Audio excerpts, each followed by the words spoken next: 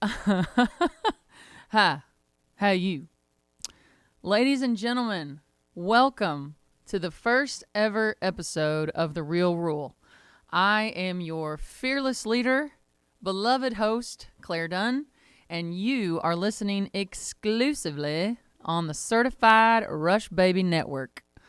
Yes, I am a certified Rush Baby. For those of you in Rio Linda who may be asking yourself, what exactly is a certified Rush Baby? That is an individual who spent 3 hours a day, 5 days a week, listening to Maha Rushe from a young age right up until Rush's last show.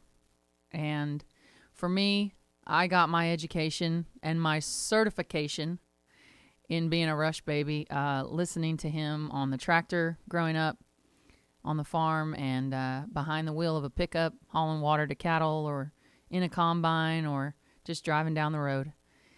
And I can't launch this podcast without acknowledging the amazing and huge impact that Rush had on not only myself, but millions of others out there just like me, and probably many of you out there listening.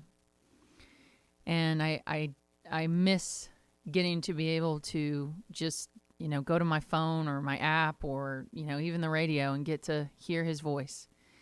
But I just want to try in some way to say thank you, Rush, for all you did to inspire the legions that you left behind. No one will ever come close to filling his shoes.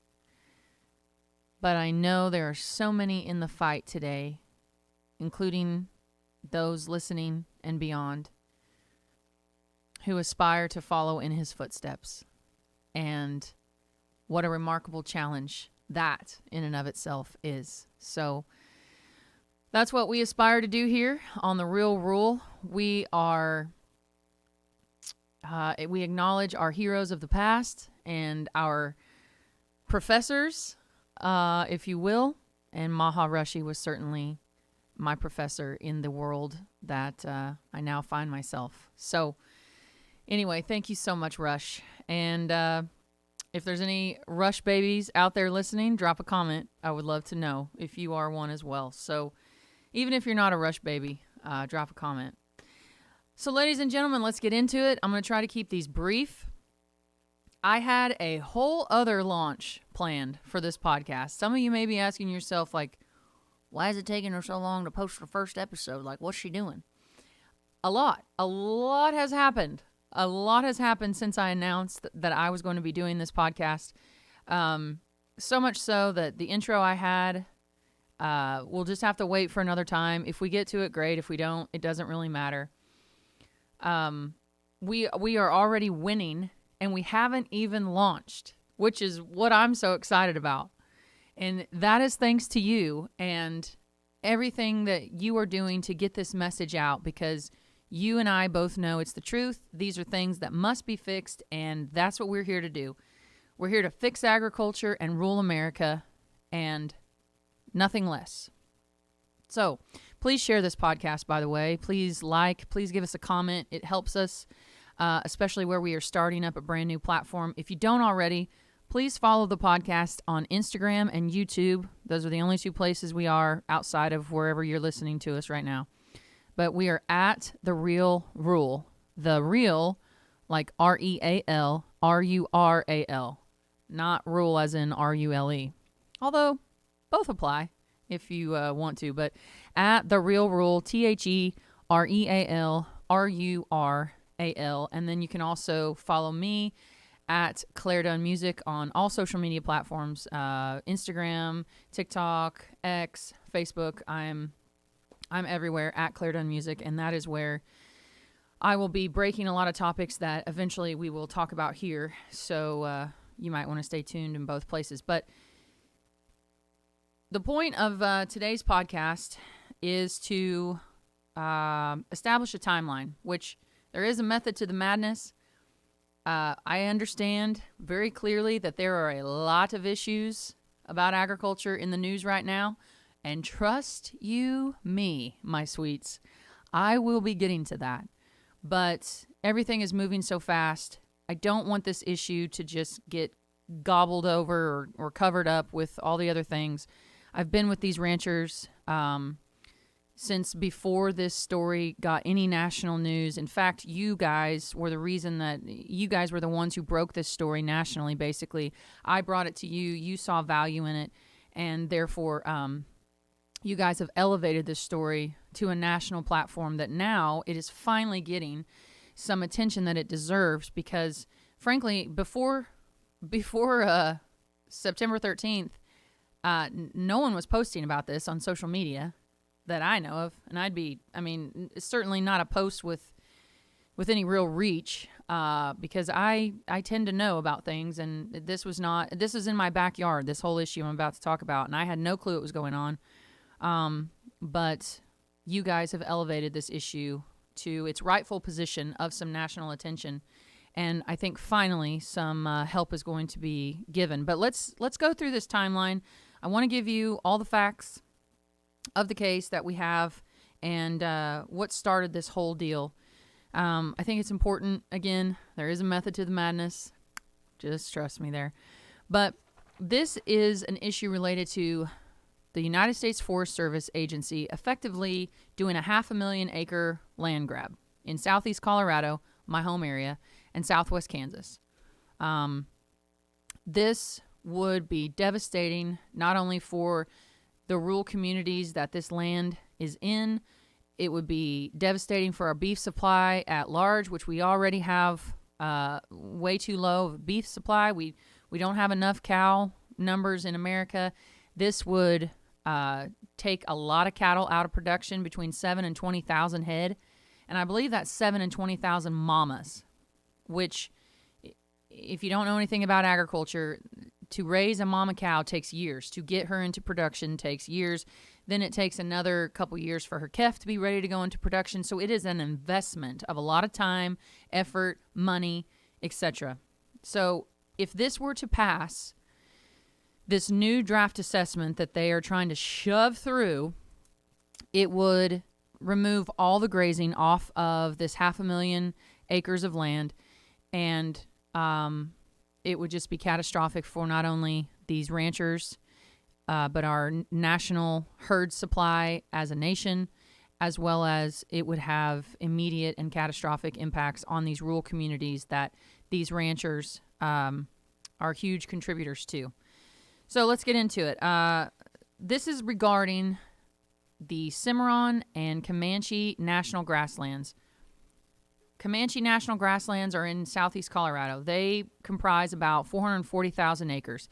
This section of Cimarron National Grassland is in southwest Kansas, and it's 100,000 acres, a little 100,000 and change. So what the United States Forest Service agency wants to do is turn this land into a wilderness preserve. For those of you who don't understand what wilderness preserves are, that is where there is basically nothing done on the land.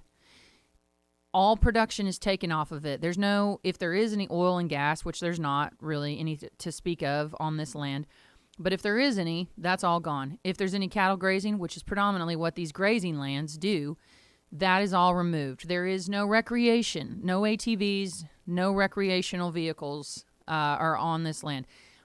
In a lot of these cases, they like to tell you that, oh, yeah, we can still do recreational, but there's clauses in this wilderness preserve edict that eventually take that all away with the swipe of a pen. When land gets classified into a wilderness preserve, basically the United States Forest Service is the final say-so. It's like they're their own kingdom unto themselves here within America, and with the swipe of their pen, they can say what goes and what doesn't go, and they're the ruler, they're the kings.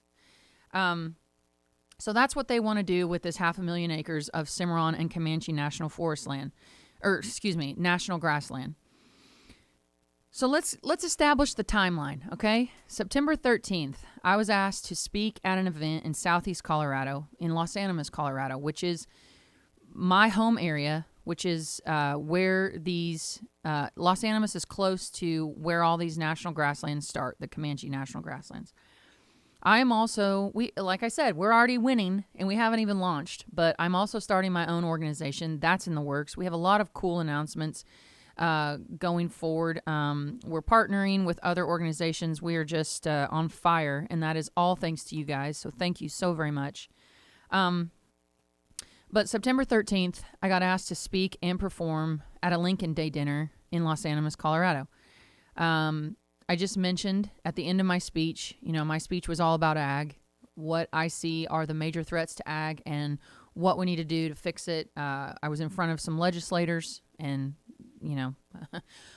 who would refuse a chance to tell a legislator, like, hey, this is what we got to do. But anyway, I just mentioned at the end of my speech, if anyone has an issue that you need a voice or some help getting the word out about, please let me know. And I didn't think anything of it. I didn't think anyone was going to come up to me, or maybe I'd get an email the next week or something like that. But to my surprise, I was swarmed with ranchers and other folks who were just telling me about their issues they're facing. And this one particular rancher came up to me and let me know that her name is Barb Leininger. And turns out I know some friends. I know Barb through a very dear family friend of mine, but I didn't know Barb. I'd never met her, but I had known of her, I guess would be the way to say it. But anyway, she came up to me and she told me about what they're facing because she and her family run on the Comanche National Grasslands, and they are allotment holders. They're leasees. And she was telling me that this new draft assessment, she just described it, and I just thought, oh my God, they're gonna destroy this land. They're gonna kick you guys off the land. This is gonna be catastrophic. So I said, Barb, what do we do? What do you need help with next? And she said, well, would you consider coming to the meeting? And I said, absolutely. So 3 days later, there was a meeting on Tuesday, September 16th. And by the way, I've got screenshots of all this. I'll post that down in the description. I'll post the draft assessment, this 1,500-page document. I'll post that in the description as well, so you guys can see all of this. But September 16th, my dad and I, we go up to La Junta, Colorado, and we sit in this meeting that the United States Forest Service is having with the permittees or the leasees, which are the ranchers who are they lease this federal grassland. There's a lot of things I could get into. I'm trying to keep it to the high points here, but on these allotments and these leases that these ranchers are holding, some of them they've been running on this grass for 100 years. It's not like this is a high turnover deal. These are families who have built their legacy, and they have had decades and decades of working with the federal government. The federal government knows exactly who they are. I'll get to that later. And they have great track records of taking care of the land. In fact, it's proven that they have improved these grasslands since these families have been running on it, and especially, I think, in the past 30 years. They have improved the production of the lands. And so anyway, so it's my dad and I, and then about 20-ish or so of the permittees that are in this conference room at a local college. And then all the Forest Service is on Zoom. They can't be bothered to appear in person, but they can take your land from you remotely. That's exactly what they can do. So it's mostly, I'd say there's anywhere from like 8 to 10 Forest Service agents on there. There's a woman from Montana on there, and she's heading this whole thing. Her name is Heather Stokes. Then there's Beth Davis. She's from Colorado. James Pitts, Colorado. And a few other names that I guess, they matter, but for what we're trying to discuss here, maybe not the most important. But the woman from Montana is the one running this whole deal. And, of course, none of these people understand what it's like to run cattle in southeast Colorado, but frankly, they don't need to, because they don't want cattle running on this grassland. They are environmentalist kooks, and I want to be clear, I'm not talking about the little local agents. I don't have beef with them. I have beef with all these high ups who are environmentalist quacks who believe in an environment where they are the chosen ones that get to exist, but the rest of mankind does not get to exist with land. Pretty scary. Sounds a bit like England prior to 1776, huh? Rules for thee and not for me. I know better. A few people owning and operating the land, the government, the king owning the land, and his lords, and then everyone else is just serfs. Anyway, I digress. So, in 2024, and first of all, this whole draft assessment should be canceled. It should be a phone call, one phone call. Hey, you guys started this in 2024 under the former administration, under the Biden administration. What the hell are you doing trying to shove this down the throats of not only the ranchers, but the American people and destroy the American people's beef supply and destroy the American people's food supply? But anyway, so the way this works, these ranchers have been operating under a 1980 rule, which it kind of just gets updated a little bit here and there or extended, or everyone kind of re-signs under these, they're operating under this rule. They've been clicking along great.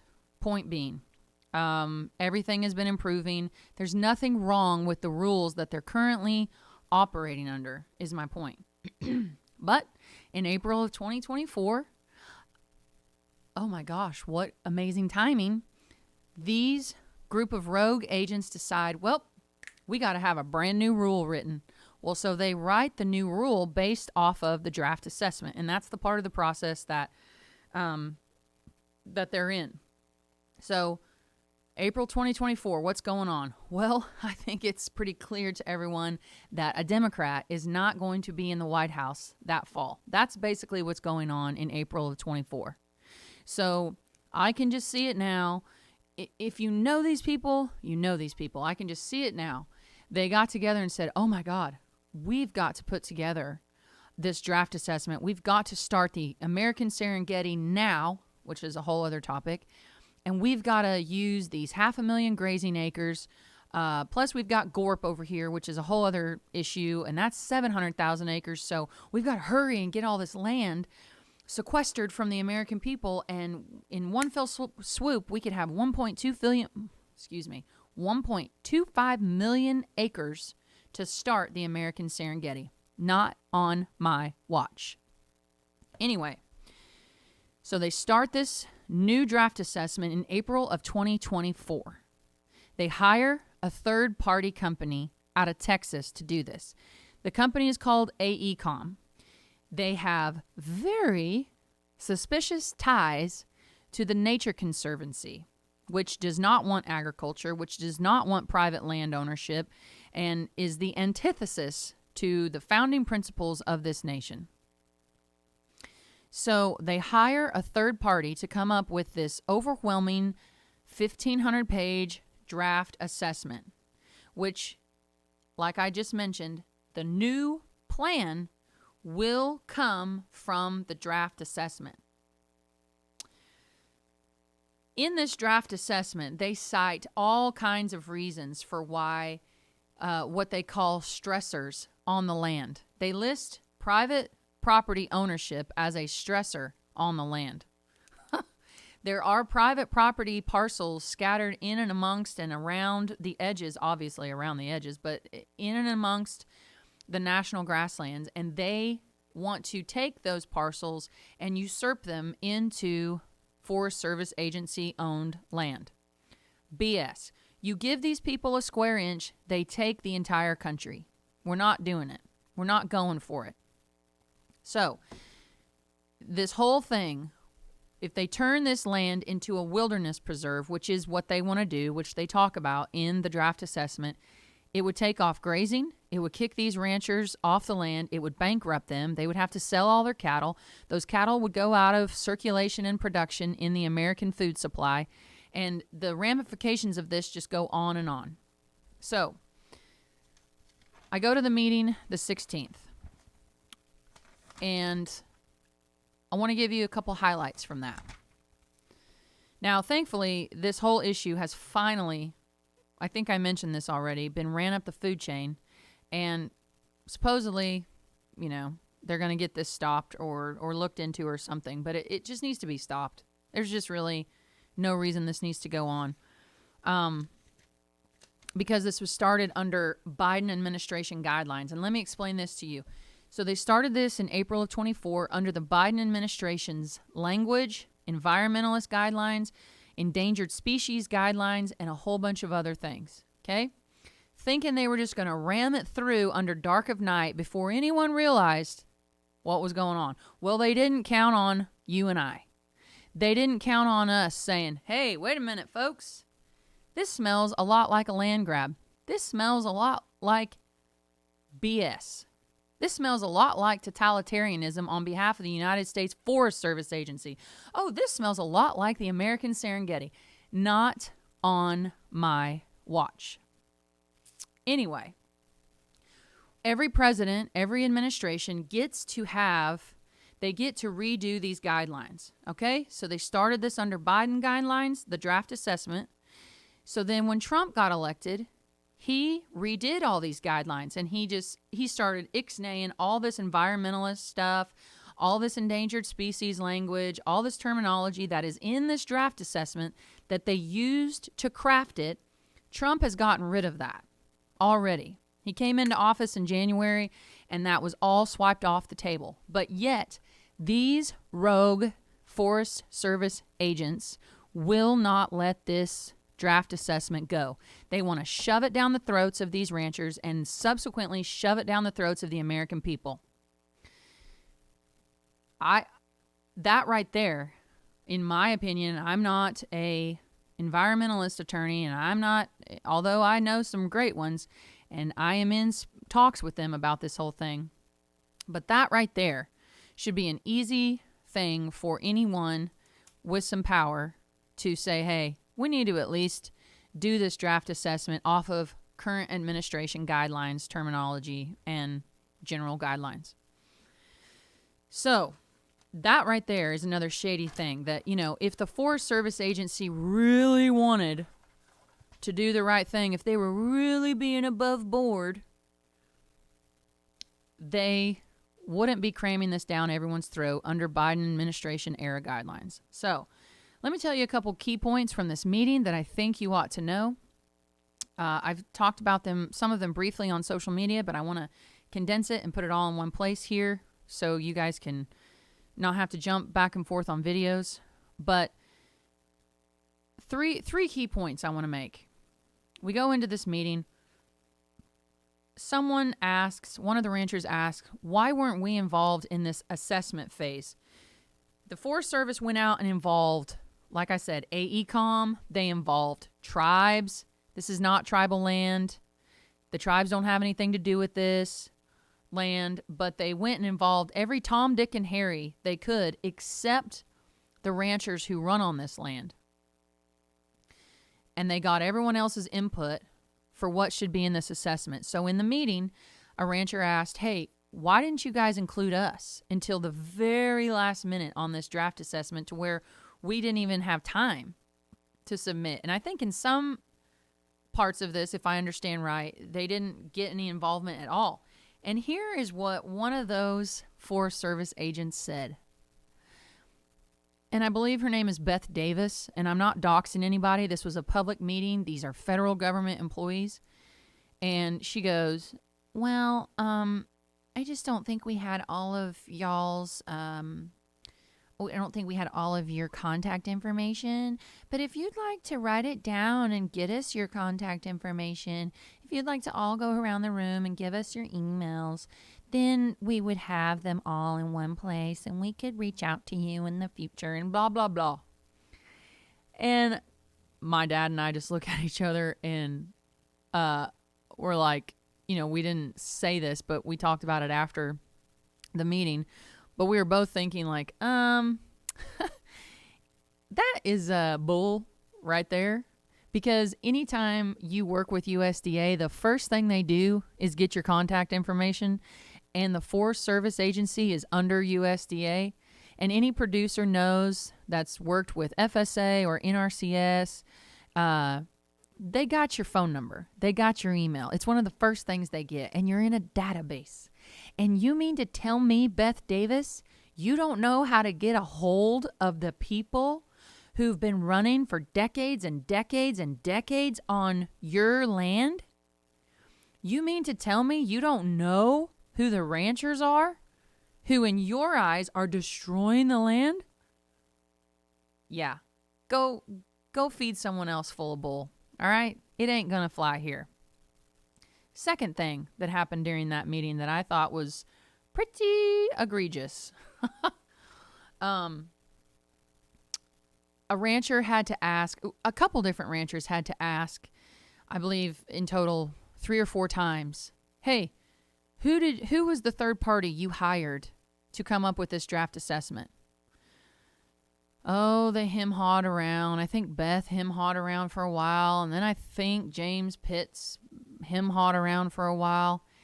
And they wouldn't tell the ranchers. The ranchers were very polite, but persistent. And they said, who was the third party you hired? And they had to keep asking this question until finally Heather Stokes, the woman from Montana who's running this whole charade, she goes, guys, they want to know who the third party was. And finally, this guy pipes up, and he takes himself off mute really quick on Zoom, and he goes, hey, Ecom. And he said it so abruptly and so fast and so ticked off that no one could catch what he said. Like, none of us in the room understood what he said. And we were all like, what? And the rancher said, excuse me, who? And he comes back on Zoom and he goes, AECOM. And he's visibly ticked off. Like he's above having to answer a question of a rancher, of a taxpayer, a person who pays his salary. You guys are not kings lording over the taxpayers. You are federal employees. You are paid by the federal taxpayer, and you will answer to them. You are not above answering to them. So that was pretty astounding. And if Heather Stokes hadn't gotten involved and said, hey guys, you have to answer their question, what then? What then? They would have just gotten away with playing dumb and using the whole I'm incompetent excuse to not have to answer a question? What kind of crap is that? I don't know. Pretty alarming to me. Then the next thing that happened, the third point I'll give you and then I'll close this out, that happened in that meeting was one of the ranchers asked, hey, does Secretary Brooke Rollins know that this is going on? And then I believe it was James Pitts who decided he was going to handle that rancher and handle that question. Yeah, I'll handle this one, guys. And he goes, hey guys, can we just, like, the audacity these people have, the way they just talk down to the rancher, I was shocked. I've never sat in a meeting with the U.S. Forest Service agency, so color me shocked if I'm if everyone else in the world knows this except me. But I mean to tell you, the disdain they have for the rancher. And if you are so brazen to talk to these ranchers like this in a public forum, what are you doing and thinking and saying about them in private and behind their backs? That's what I want to know. So James goes, hey guys, can we be honest with each other that the Secretary of Ag, she just doesn't have time, and then he just droned on and on. But he used that as an excuse that, oh, that's why she doesn't know. No, it's because you're not telling her. You didn't tell her. Prior to September 16th, you didn't tell her. She knows now. She knows now.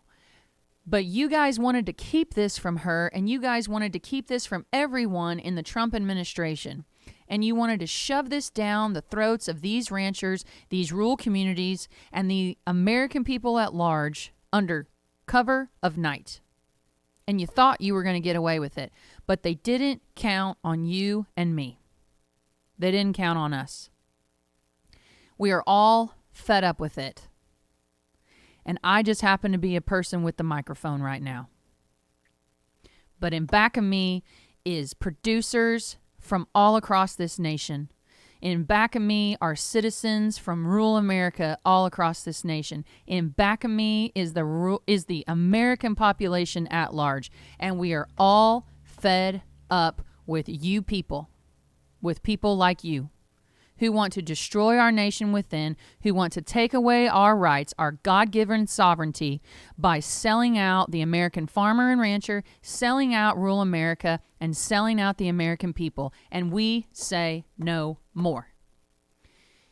You didn't think, James, that the Secretary of Agriculture, your boss, and your boss's boss would want to know about the disillusion of 500,000 acres of grazing lands in America that would take away production of between 7,000 and 20,000 mama cows, which take years to replace? And we've already got a very low supply, the lowest on record supply of cattle. You didn't think that your Secretary of Ag would want to know that? No, you didn't want her to know that, in my humble opinion. This is for entertainment and educational purposes only. But your whole little cabal in the U.S. Forest Service Agency in Colorado and spread out across Montana and Nevada and New Mexico and all these other places that are somehow the wizards of smart over southeast Colorado land, you guys didn't want her to know. Because you knew that if she truly knew, she would shut this whole scam down. Anyway, I will post the 1,500-page draft assessment. I'm sorry, I got a little heated there. Got a little hot. It's day one, all right? We're excited around here. But I will post the draft assessment. And if you guys just sit and read the first 20 pages, you get a lot of alarming stuff. I mean, the first 20 pages, 30 pages are pretty dang scary in and of itself. And we've got a few more things I'm going to be talking about regarding this whole deal, but I just wanted to establish a public record on this whole deal and mostly just say thank you to each and every one of you, because this was not being talked about on a national level, and these ranchers were being ignored. And I want to say a huge thank you. I meant to do this at the beginning of the podcast, and I got carried away. But I want to say a huge thank you to Rachel Gable at the Fence Post. She has become a dear friend and an ally and confidant in this whole adventure I have embarked on. And she asked me to be on her podcast one day, and she just asked me, hey, what's going on? And I told her everything that I basically just told you about what's been happening in this Comanche National Grasslands case with these ranchers right there in southeast Colorado. And even she didn't know. But she took it on, and she put them on the cover of the Fence Post News. On the cover of the Fence Post magazine after her and I's podcast. And so I just want to say thank you to Rachel. Thank you for spreading the word. We must keep spreading the word, because if the Forest Service Agency can take a square inch, they'll take the country. They'll take the state of Colorado. When I tell you that these private property rights are a serious and viable possibility that they could take, I mean it. And they mean it too. These people work for the American taxpayer. They are not kings and lords lording over the rest of us. They work for the taxpayer. And if you don't want to work for the taxpayer, go get a different job. I know plenty of great people that would do a much better job than y'all. I want these folks to get the justice they deserve. We can't have any more mod cases like what happened to the mods, which Rachel Gable broke that whole story wide open. We can't have that where the Forest Service just thinks they're entitled to everything. And then in the mods cases, they were going to throw them in jail. No more. No more of that. If you want to support us, if you want to get some merch, girl, we have Support Ag hoodies, t-shirts, Richardson 112 hats, all available at claredunn.com, CLAREDUNN music, or excuse me, CLAREDUNN.com. Follow us on Instagram and YouTube at The Real Rule. Follow me on all social media platforms at Clare Dunn Music. And thank you guys so much for hanging in there with us. Thank you for all your support. And thank you for helping elevate these issues that are real issues that deserve to have a spotlight put on them because they are wrong. And you guys are doing the right thing by sharing this content because these ranchers have done nothing wrong. They have done nothing to deserve what has been thrown at them. And they deserve to continue to go back to their lives and ranch and raise cattle and feed Americans. And if we can keep the market from crashing, they would keep more cattle, raise more cattle, produce more beef. Anyway, my name is Clare Dunn. Thank you so very much for watching The Real Rule. We love you guys. Support ag. And please share this. God bless. Godspeed. Adios.